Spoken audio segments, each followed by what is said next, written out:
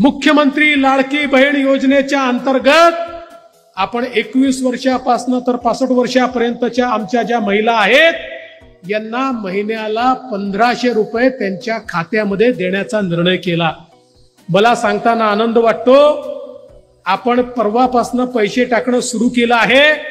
17 तारखेला 1 कोटीपेक्षा जास्त महिलांच्या खात्यामध्ये 2 महिन्याचे पैसे हे त्या ठिकाणी जमा झालेले असतील। त्यानंतर ज्यांचे फॉर्म आलेले आहेत सप्टेंबर मध्ये त्यांच्या म्हणजे 31 ऑगस्ट पर्यंत ज्यांचे फॉर्म येतील, सप्टेंबर मध्ये त्यांच्या खात्यामध्ये जुलै, ऑगस्ट आणि सप्टेंबर 3ही महिन्याचे पैसे आम्ही जमा करणार आहोत। एकाही बहिणीला आम्ही वंचित ठेवणार नाही। आज 2 कोटीपेक्षा जास्त महिलांच्या खात्यामध्ये दर महिन्याला 1500 रुपये आपण टाकणार आहोत। आता काही सावत्र भाऊ देखील तयार झाले आहेत। ते सावत्र भाऊ अलीकडच्या काळामध्ये महिलांना खोटं सांगतात।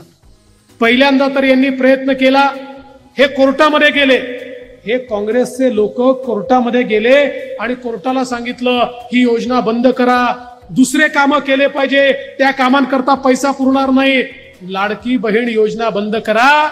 पण कोर्टाने त्यांना फटकारलं आणि सांगितलं आम्ही बंद करणार नाही।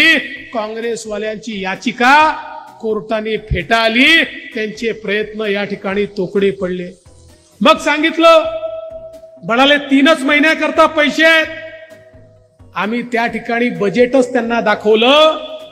दरवर्षी बजेटमध्ये मार्च पर्यंतची तरतूद करतो, मार्च मध्ये पुढच्या मार्चची तरतूद करतो। आम्ही त्यांना दाखवलं, आम्ही 31 मार्च 2025 पर्यंतची सगळी तरतूद त्यात ठेवली आहे आणि आमच्या लाडक्या बहिणी पुन्हा आम्हालाच निवडून देणार आहेत। पुन्हा पुढच्या वर्षीचं बजेट तयार करू, त्यात पुन्हा 1 वर्षाकरता एवढेच पैसे या ठिकाणी ठेवू।